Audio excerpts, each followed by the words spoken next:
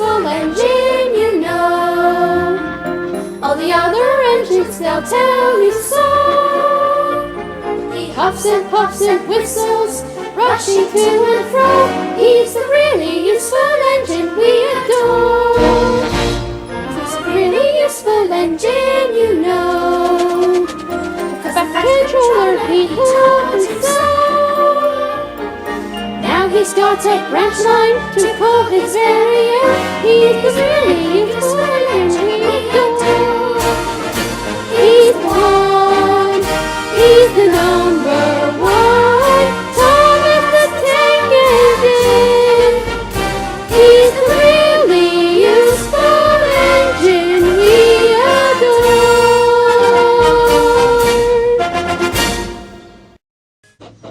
Duncan would not stop grumbling.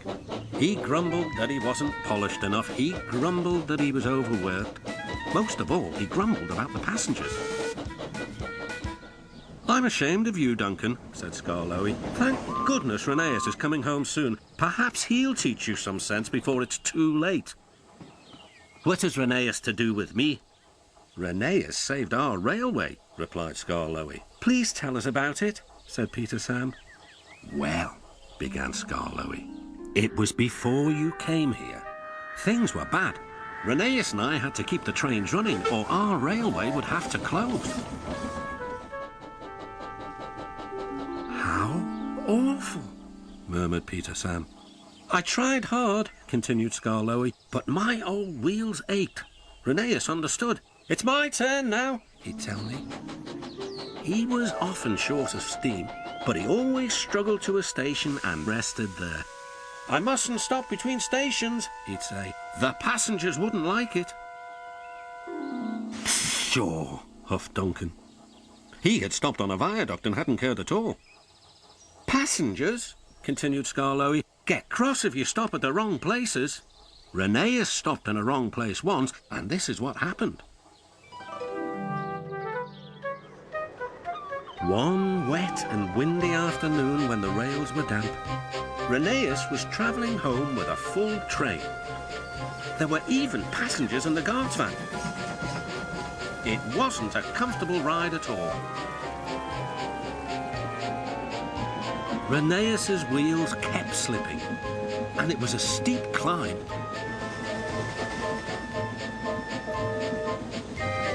At last, his wheels gripped the rails again.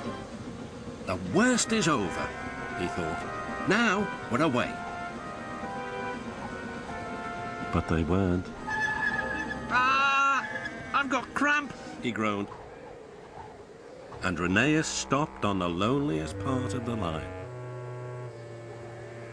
His driver examined him carefully. "Your valve gear has jammed. We need to reach the next station. Do you think you can still get us there?"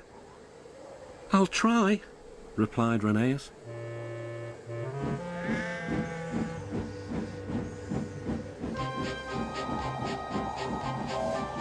Reneus did his best.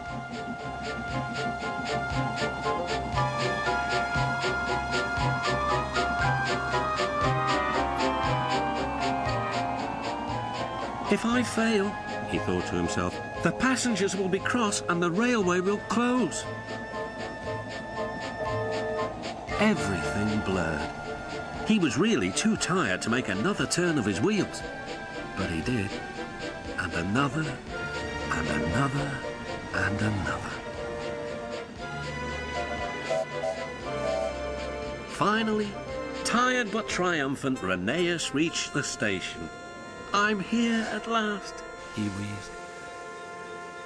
"Thank you for getting us home," said the passengers. "We'll tell all our friends what a fine railway this is." His driver was delighted. "You're a gallant little engine," he said to Reneus. "When you're rested, we'll mend you so you'll be ready for tomorrow." And, smiled Skarloey, Reneus was always ready for tomorrow. "Thank you for telling us about him," whispered Duncan. "I was wrong. Passengers are important after all." The next day, Reneus came home. All the engines were there to greet him. Edward pushed his truck to the siding where he was lifted onto his rails. This was the signal for a chorus of whistles from engines large and small. Everyone was happy, and Rheneas was the happiest of all. You know, he whispered to Skarloey, this helps a little engine to feel that at last he has really come home.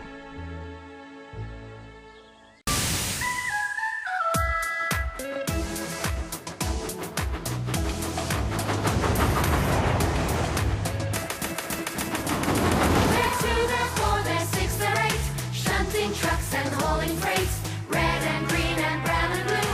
They're the really useful crew, all with different roles to play. Round Christmas shed so far away, down the hills and round the bends, Thomas and his friends.